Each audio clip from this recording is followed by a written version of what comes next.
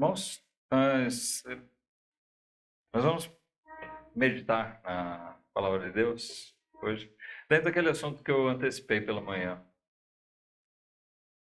Um pouquinho dela, né? Um pouquinho desse assunto. Essa semana eu parei assim, um pouquinho para meditar.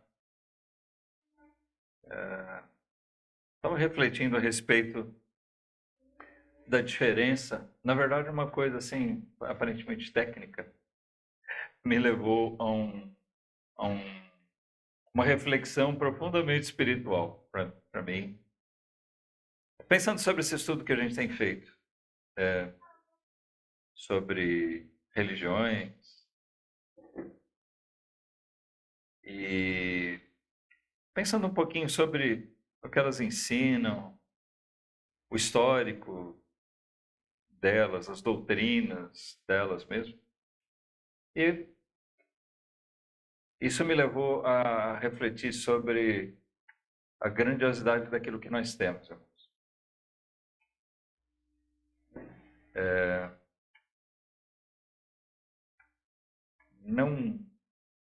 Não se encontra na pureza do que nós vemos no Evangelho nenhum relato, alguma coisa mais bonita do que a história revelada no Evangelho.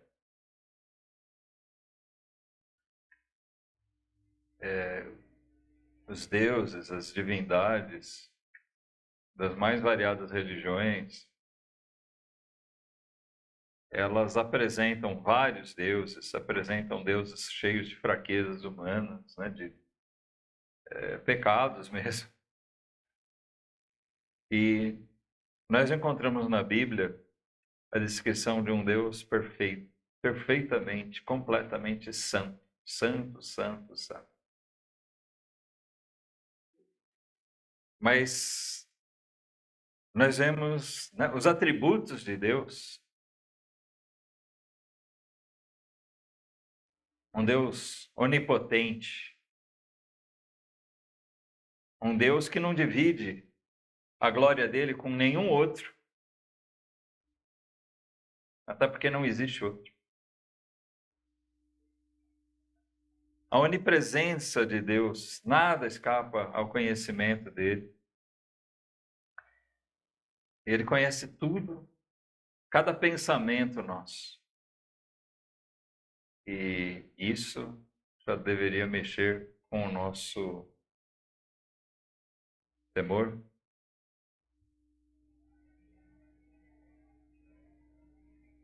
Quando nós sabemos que um Deus santo, santo, santo conhece profundamente cada pensamento nosso, cada pensamento que passa pela nossa cabeça. Isso deveria mexer com cada um de nós e levar a gente a um profundo espírito de reverência e de temor a Deus. Infelizmente, nem sempre isso acontece. Mas apesar de tudo isso, né? Onde eu quero chegar realmente. Apesar de toda essa grandeza desse Deus revelado nas Escrituras, na Bíblia, e de Ele conhecer tão bem a nossa pecaminosidade, nós encontramos também a grandeza de Deus no amor, misericórdia e graça. Em nenhum outro lugar nós vamos encontrar um relato, uma história tão bonita, onde a gente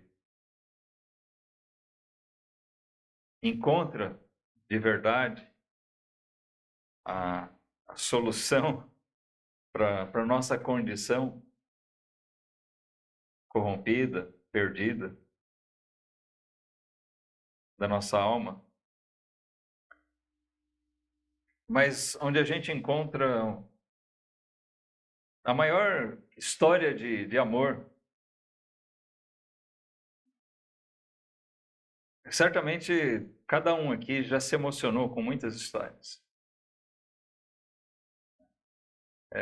Mesmo a habilidade humana, criativa humana, ou a narrativa de fatos reais, eles têm a capacidade de fazer a gente se emocionar.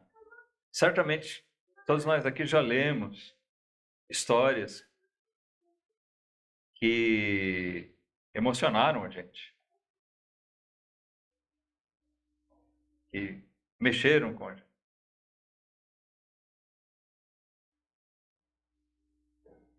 Talvez você tenha lido algum livro que te emocionou bastante. Você falou, que história linda.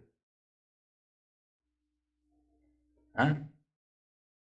Talvez você tenha assistido um filme ou uma obra assim, e que te fez pensar. História emocionante, cativante, mas nenhuma história é tão grande, tão poderosa, eficaz, verdadeira e emocionante quanto a história do Evangelho.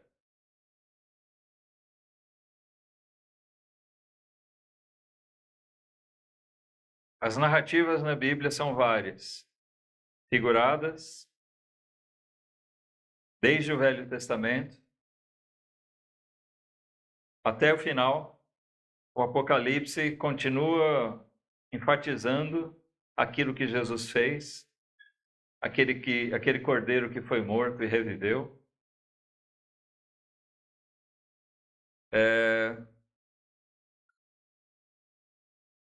Em alguns trechos, nas cartas, nos evangelhos, a descrição literal daquilo que Deus fez por meio de seu Filho Jesus.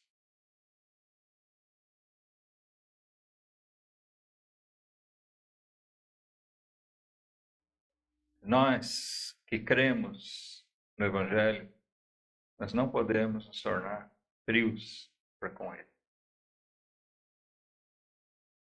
Essa história mais bonita que existe no mundo, ela não foi escrita só para nos emocionar, mas para infundir em nós um sentimento com relação a Deus que deve estar presente em cada momento da nossa vida.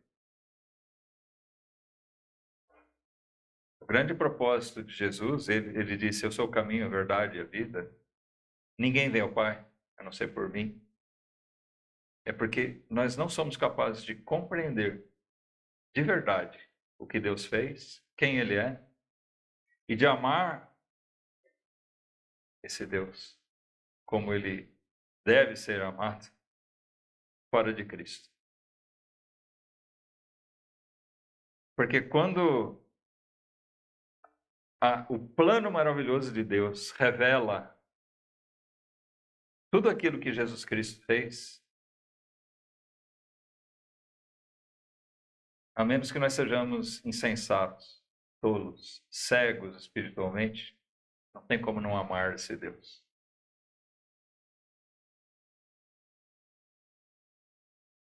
Não tem como a gente não se emocionar de ler e de ouvir. Como é que um crente pode chegar ao ponto de ele se tornar um crente frio? Só se ele parar de pensar nessa história.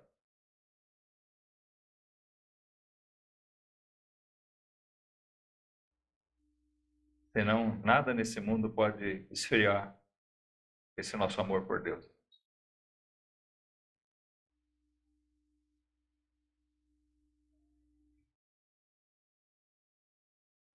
Já no Antigo Testamento, nós lemos em Isaías 53, nós temos em Isaías várias descrições sobre essa história. E aqui, nós vemos nesse capítulo de um modo especial, essa história pré-revelada. É muito pertinente que se diga que Isaías, o profeta Isaías, é o evangelho do Antigo Testamento. Ele realmente não é um livro meramente profético, mas ele é extremamente evangelístico, porque em vários momentos ele conta sobre a vinda futura do Cristo.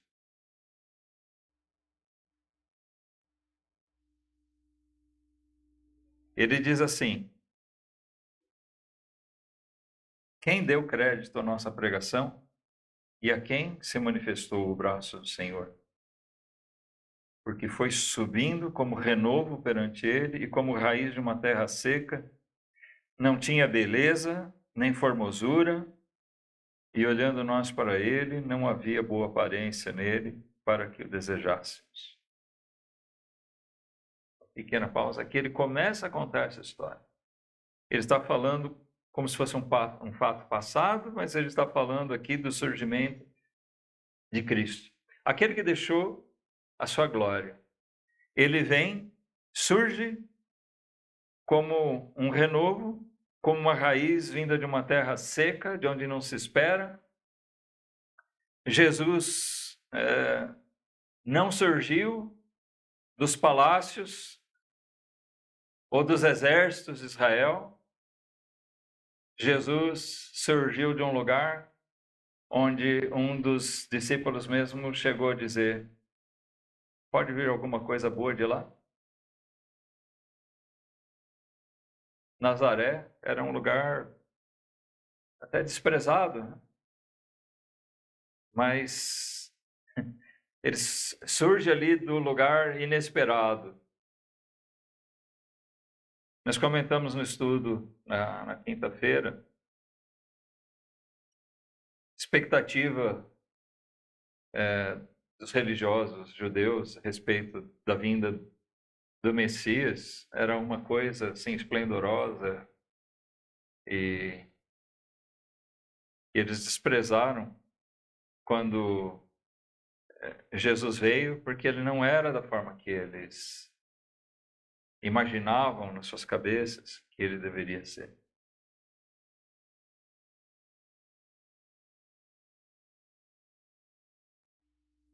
E com isso eles foram incapazes de enxergar a glória do Filho unigênito do Pai. Eles se tornaram frios a ponto de não conseguir enxergar a coisa mais maravilhosa que Deus operou em Israel. Tá? Deus fez Israel surgir de um casal que já não tinha nenhuma perspectiva de ter filhos. Maravilhoso, né? Dois velhos, ela sem poder ter filhos, e dali surgiu. E não vou nem descrever toda a história, porque Deus operou tantas coisas fantásticas ao longo da história. Deus tirou esse povo lá do Egito com pragas que abalaram o maior país da época, o maior império da época, os egípcios. A mão poderosa do faraó não foi capaz de conter aquele povo.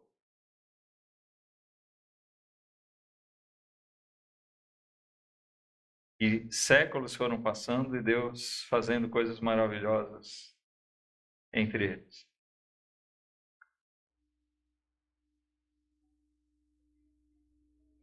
Mas nada foi maior do que quando Deus fez vir o seu filho, nascendo de uma maneira simples, num lugar simples, de um casal simples, e ele nascer ali. O Emanuel, Deus se manifestando fisicamente entre os homens, tomando forma de homem. Essa é a história mais bonita que pode existir, irmãos, porque ela fala do grande amor de Deus por pecadores como nós. Não pode existir outra história. Nós não tínhamos, não temos, nem nunca teremos nada para merecer esse amor, essa misericórdia de um Deus santo, santo, santo. De um Deus tão grande.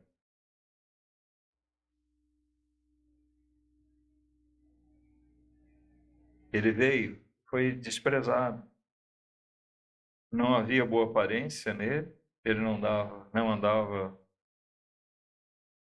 trajado, como Jesus disse, nem João, nem ele andavam trajados nobremente, não andavam pelos palácios.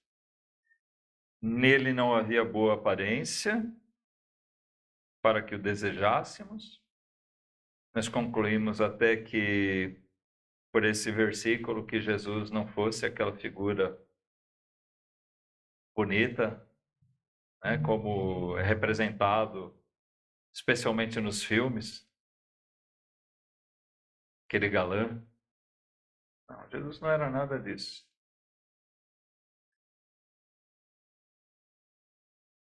Mas ele segue no versículo 3 dizendo: era desprezado e o mais rejeitado entre os homens, homem de dores, experimentado nos sofrimentos, e como um de quem os homens escondiam o rosto, era desprezado, e não fizemos dele caso algum.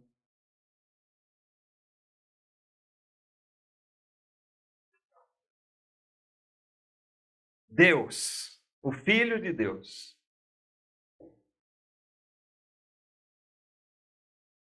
que tinha toda a glória nos céus, ele deixa a sua glória, ele deixa seu lugar e toma forma de homem. Mas ele não veio como o grande líder mundial, como o grande imperador, o grande rei. Ele não veio como alguém aclamado pelas multidões, o grande isso ou aquilo, pela beleza, pelo que ele fizesse, pelo trabalho dele. Nós vivemos um tempo assim que nós conhecemos tantas pessoas que são honradas, louvadas pelo histórico, pelas grandes obras que eles fizeram, por alguma coisa que eles inventaram.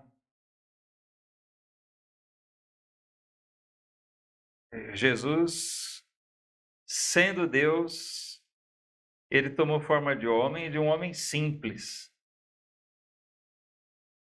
homem de dores. Nasceu num lar de um trabalhador braçal.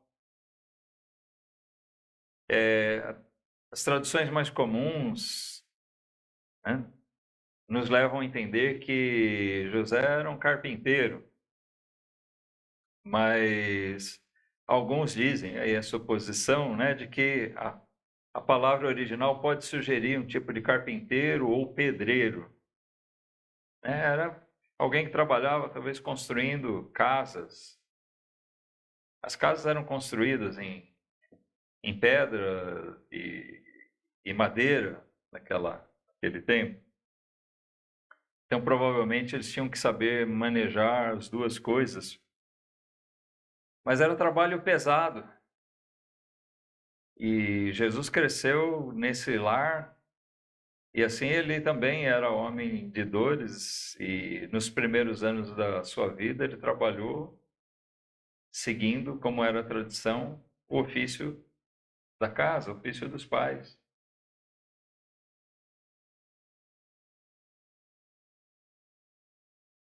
Mas o grande fato é o que vem a seguir que Isaías escreve. E verdadeiramente, diz o versículo 4, verdadeiramente ele tomou sobre si as nossas enfermidades e as nossas dores levou sobre si.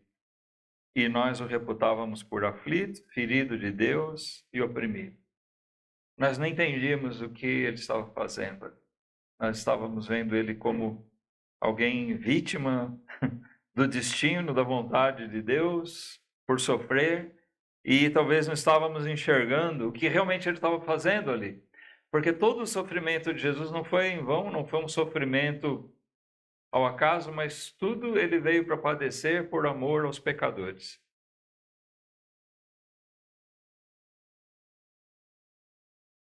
E ele tomou sobre si as nossas enfermidades, e não foi as nossas doenças. Não foram as nossas doenças, a nossa dor de estômago, a nossa dor de cabeça, nem o nosso câncer, a nossa lepra, mas a lepra do pecado. A lepra espiritual, aquela que corrói a alma. O corpo, de algum jeito, vai ser corroído mesmo. Nosso corpo aqui, contaminado pelo pecado, ele vai ser corrompido. Ele é corruptível. Paulo fala disso, né? Quando deixarmos o corruptível. Mas ele nos livra dessa doença do pecado. Então, essa história vai ficando cada vez mais bonita, irmãos. E quando a gente pensa nela, a gente tem que se deliciar nisso. Amém? O Deus de toda a glória se faz presente conosco e ele vem ao mundo de uma maneira tão humilde e pronto para sofrer, e vem e realmente sofre, padece. Não como uma vítima, mas ele padece justamente por nossa causa. Para operar alguma coisa em nosso favor. Versículo 5, ainda ele diz: mas ele foi ferido por causa das nossas transgressões. Olha, cada vez que eu e você lemos esse versículo aqui, a gente tem que sentir isso. Sente, não só ler, sente. Sente isso, irmão. Ele foi ferido por causa das minhas transgressões. Aí pensa em todo aquele monte de podridão que nós temos na nossa vida. Tudo que nós já fizemos e tudo que ainda fazemos. E que, infelizmente, muita coisa ainda vamos fazer. Ele foi ferido por causa disso. Não tem um relato de realmente um Deus que veio por amor, por pessoas que não mereciam, que ele tenha vindo ao mundo para dar sua vida por essa gente. Tem narrativas de religiões pelo mundo aí que falam de um Deus que vem para morrer, mas eles são tratados de maneira diferente. Não é nesse contexto que o Evangelho apresenta. Talvez sejam falsificações mesmo. Né? Porque ainda que um Deus venha ao mundo e tome uma forma física, humana e morra, ainda assim nessas narrativas, sempre esses deuses não são capazes de sarar nada. Esses deuses não fazem justificação em favor do povo. Ainda assim, o povo tem que fazer alguma coisa para merecer algum grau de perdão e de salvação. Mas o Evangelho não. O Evangelho mostra que Deus fez por nós aquilo que nós não podíamos fazer, que ninguém podia fazer.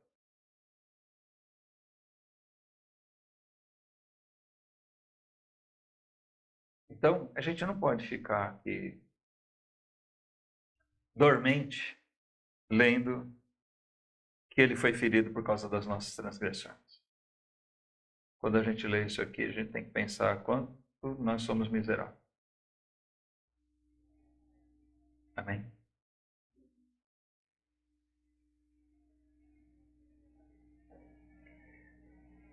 Ele foi ferido por causa das nossas transgressões e moído por causa das nossas iniquidades. O castigo que nos traz a paz estava sobre ele. Olha, aqui está a grande diferença, né? O castigo que nos traz a paz. O castigo que ele sofreu para trazer para nós a paz.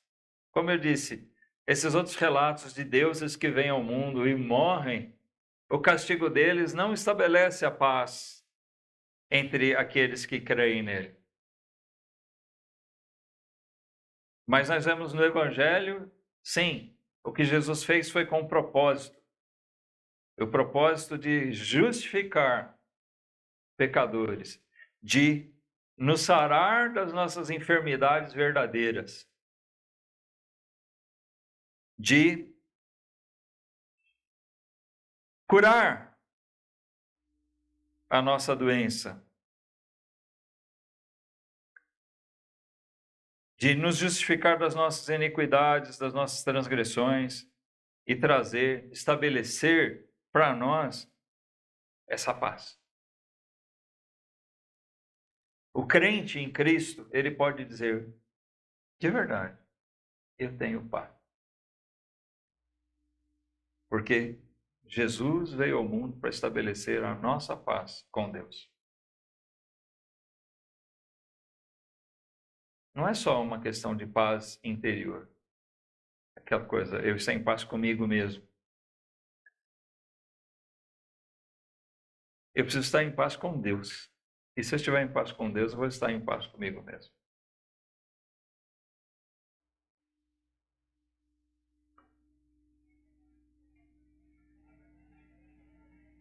O castigo que nos traz a paz estava sobre ele, e pelas suas pisaduras, pelas suas feridas, nós fomos sarados.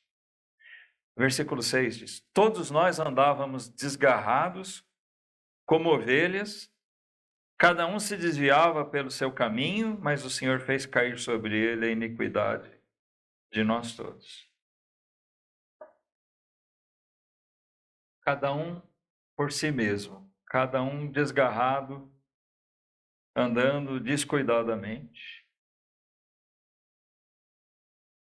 desprotegidos, mas longe de onde deveríamos estar, e ele nos trouxe para onde o homem deveria estar, junto do seu Criador. Irmãos, não é porque a gente faz parte de uma igreja que a gente está andando assim. Então, talvez, alguns que estão aqui hoje sentados podem até não estar desfrutando disso. Eu espero que não seja o caso. Mas é uma coisa que nós temos que refletir. Essa história, ela é uma realidade para a nossa vida. Ela realmente fala ao nosso coração? Ou será que nós estamos vendo essa história como mais uma história? Como um livro? Como um filme que você assistiu ontem?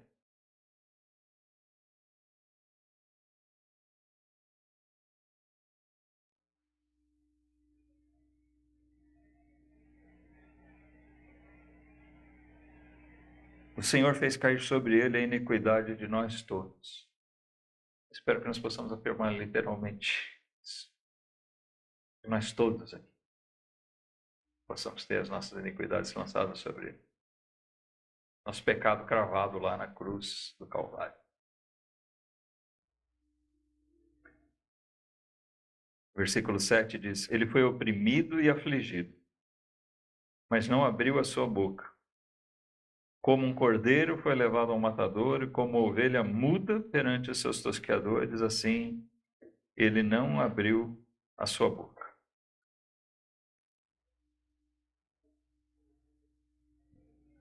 Ele não resmungou, não murmurou em momento algum. Ele foi e cumpriu. Foi e fez. Por quê? Agora esse texto aqui nos leva ao Novo Testamento. Nós vamos ler um outro texto que fala sobre isso. Filipenses.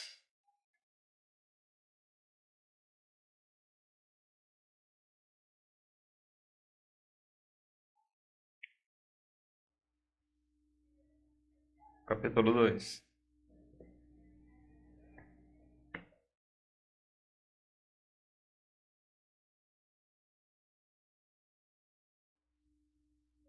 Filipenses 2, quando Paulo escreve aqui para a igreja dos Filipenses, ele orienta como eles deveriam ser, está chamando atenção aqui para a necessidade que nós temos de ser humildes, e ele busca essa comparação ao Senhor Jesus.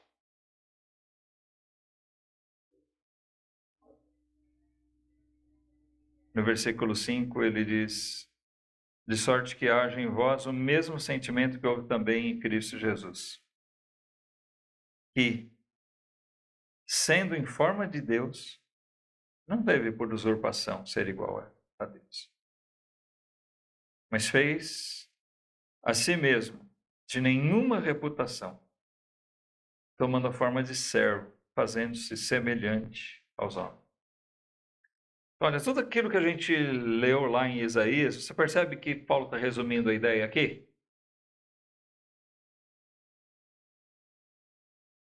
Ele está dizendo que nós devemos nos mirar, sim, no exemplo de Cristo. Mas aí ele passa a descrever o que Jesus realmente fez. Sendo em forma de Deus, não um tipo de Deus, mas sendo em forma de Deus. A forma dele era de Deus, a essência dele é divina. Mesmo quando ele veio ao mundo, ele não deixou de lado essa essência de Deus. Muito se discutiu entre os teólogos, né, no passado, e ainda alguns insistem em talvez tirar conclusões diferentes, mas a conclusão a que se chega geralmente, ortodoxamente, visando o Novo Testamento, é de que Jesus nunca deixou, mesmo no momento, no tempo em que ele viveu aqui como homem, ele nunca deixou a sua divindade.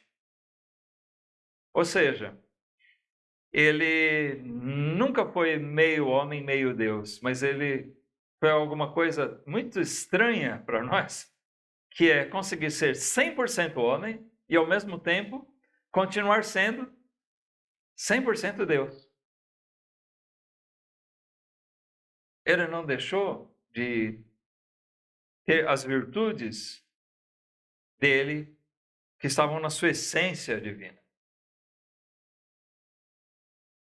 Mas, ao mesmo tempo, ele trouxe para si as limitações, ou certas limitações humanas. Isso porque ele deixou a sua glória. Ele não teve por usurpação ser igual a Deus. Não é que ele... alguns interpretam que ele não quis roubar essa condição de Deus. Não, ele tinha essa condição. O que ele não fez, não quis fazer mesmo, foi se arraigar nela e dizer: eu sou Deus e eu não vou me submeter a isso. Ele está falando da humildade de Jesus. Ele poderia talvez dizer: não, eu tomo a forma de homem. Mas mais do que isso, Paulo chama atenção para aquilo que Isaías também demonstrou, né? Ele veio ao mundo e foi desprezado, porque ele não veio numa condição esplendorosa. E aqui nós vemos, ele se fez de nenhuma reputação. Nós o desprezamos, porque ele veio tomando uma forma humilde, tomando forma de servo, fazendo-se semelhante aos homens.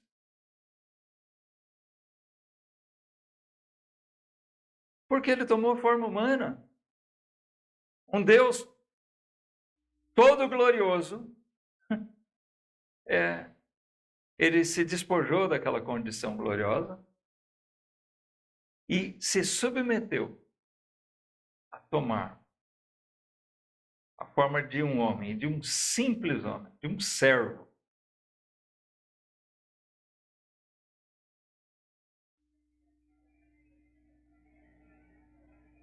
Se fez de nenhuma reputação. No versículo 8 ainda ele diz, e achado na forma de homem, ou seja, uma vez que ele tomou essa forma humana, humilhou-se a si mesmo, sendo obediente até a morte, e morte de cruz. Por isso também Deus o exaltou soberanamente e lhe deu um nome que é sobre todo o nome.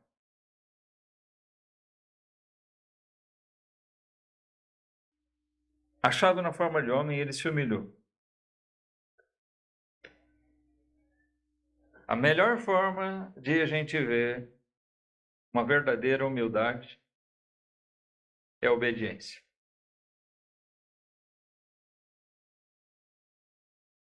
Você é humilde diante de Deus?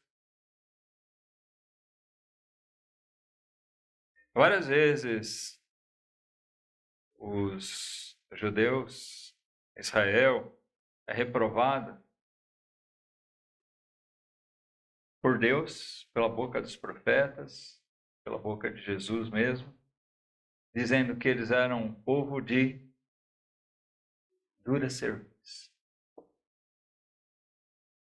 Pescoço duro, não se dobram. Será que nós temos dura cerviz? Pescoço duro? Difícil de baixar a cabeça?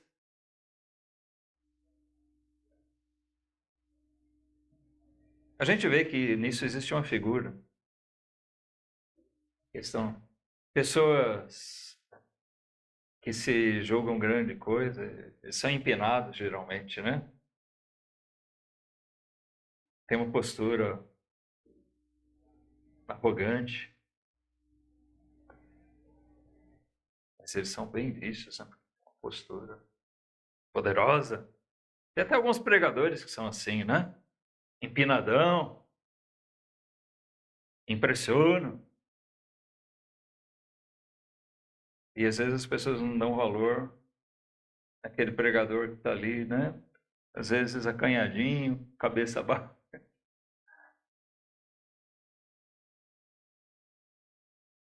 Pregando com fidelidade a palavra de Deus. Muitos profetas foram desprezados, né?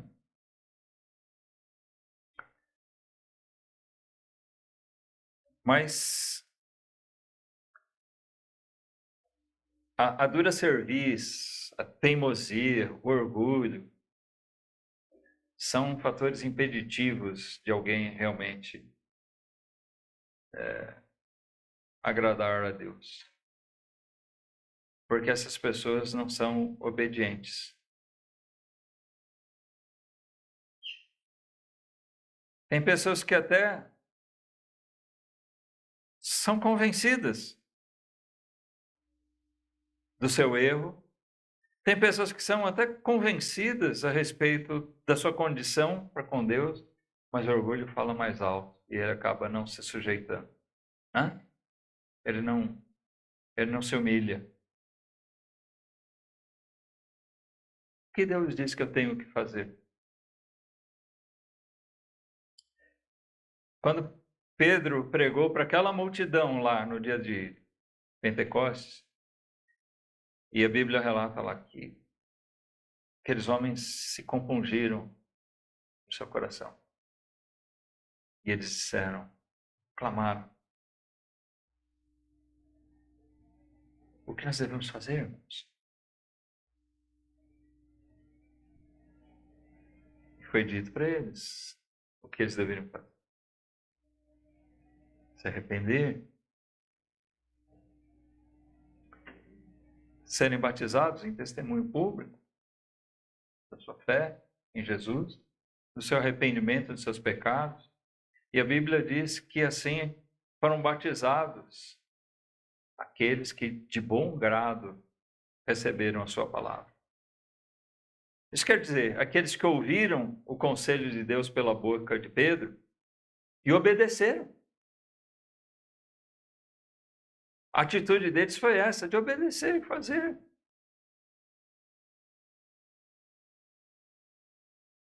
Lembra de um caso oposto de Naamã? Ele não queria fazer. Foi dito para ele o que ele precisava fazer para ser curado. E ele, orgulhoso, né? Eu mergulhar nesse rio barrento aqui. Tem rios melhores na minha terra.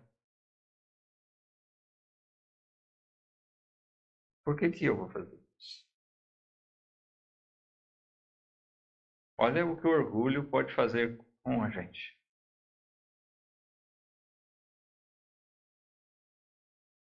Mas nós temos que aprender a obediência com Jesus. Mesmo sendo Deus, ele foi obediente. Obediente ao Pai, obediente ao propósito com que ele veio. Ele sabia que ele tinha que cumprir. Mesmo naquele momento de agonia que antecedeu, naquela noite, antes de ele ser preso, né? A agonia que ele estava ali, mesmo naquele momento, Jesus sabia: eu tenho que fazer, eu tenho que ir até o fim.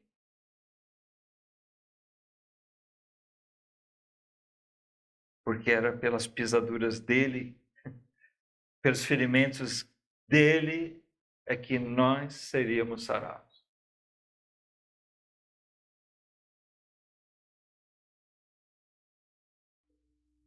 Ele sabia disso.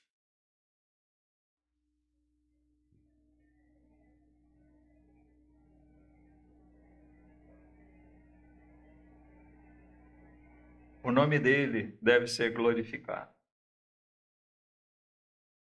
A gente se reúne aqui todo domingo. E o nosso propósito principal, nosso propósito maior, sabe? Nós temos propósito quando a gente se reúne aqui, de confraternizar. Isso é bom. Mas esse não é o nosso maior propósito. Amém? Pelo menos não deve ser. Nós nos reunimos aqui com o propósito de que, reunidos aqui, cantando, pregando, convidando, que pessoas venham, mais pessoas venham para ouvir e que pessoas se convertam.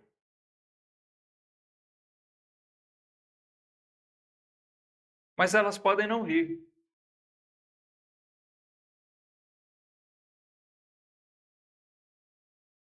Mas em tudo que nós fazemos, o maior propósito ainda não é esse. Nós nos reunimos aqui para estudar, ouvir, entender melhor a palavra de Deus, sermos edificados por ela. Todas essas coisas são importantíssimas, preciosas. Mas o grande motivo de a gente se reunir aqui é para exaltar o nome de Cristo. Tudo que nós fazemos. Na comunhão, nos cânticos, na pregação, na oração. Cristo seja engrandecido. Porque essa é a vontade do Pai. Que ao nome de Jesus, diz o versículo 10, se dobre todo o joelho dos que estão nos céus e na terra e debaixo da terra. Que desfecho glorioso tem essa história. A história mais bonita do mundo, ela começa com a abnegação do Filho de Deus, ou do Deus Filho, do Verbo, aquele todo-poderoso que criou, sem ele nada do que foi feito se fez. É isso que a Bíblia diz. E não importa como ou com que profundidade a gente entende isso. O fato é que a gente tem que crer nisso.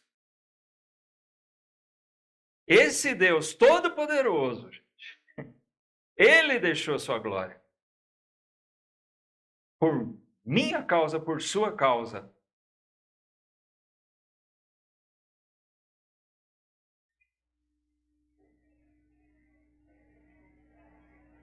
Para sarar nossa ferida. E agora, cabe toda a glória ao nome dele. Que nós estejamos sempre dobrando o nosso joelho, gratos por essa história de amor tão linda que Deus operou por Jesus. O amor dele por nós. Ele não amou a gente porque viu a beleza dos nossos olhos, porque ele viu a pureza da nossa alma, ou porque ele olhou para a gente e falou: eu criei milhares de criaturas, todas diferentes, mas esse saiu tão bonitinho que eu quero ter aqui comigo. Não. Ele não viu nenhum mérito em nós, porque não existia mesmo.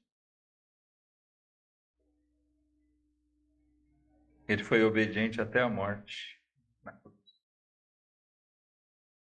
para nos fazer povo dele, povo de Deus, para que a gente entenda o que é amar de verdade. Se a gente não entender o amor de Deus, o amor de Jesus por nós, nós não conseguimos entender o que é o amor que Deus requer de nós. E o grande mandamento é amar a Deus sobre todas as coisas. Sem Cristo a gente não aprende esse amor. A história de amor do Evangelho é aquela que nos ensina a amar de verdade a Deus. É aquela história que faz a gente entender que nós também devemos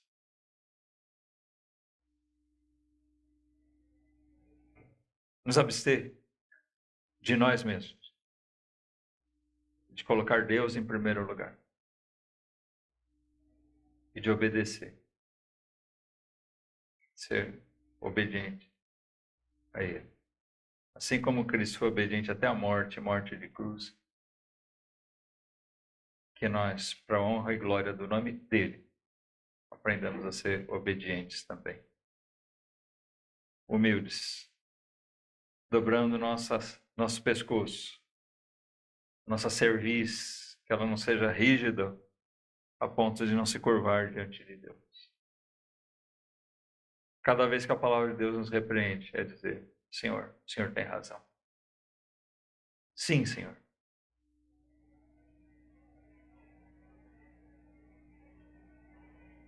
Me perdoa, Senhor.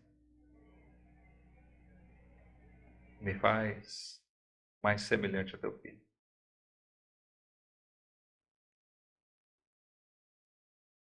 Essa história tem um fim glorioso, com Cristo sendo glorificado.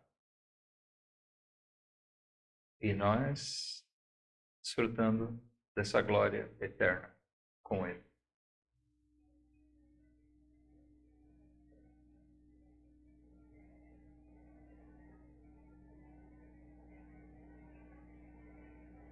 Não tem paralelo em nenhuma outra história, em nenhuma outra religião. Um reino de Deus mesmo. Um reino de santidade.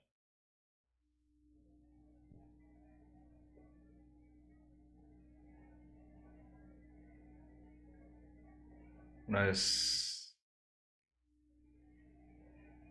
não esperamos um reino onde nós vamos poder desfrutar de prazeres da carne. Eu acredito que você deve entender, né? Tem religião que promete grandes satisfações na carne, né? Satisfações que nós teríamos aqui na carne, é o que eles prometem no reino de Deus. Não, o reino de Deus não é assim. Porque essa história começa com um Deus santo e ela termina com um Deus santo. Ele não vai mudar nunca. Nós aqui precisamos ser mudados. Vamos orar.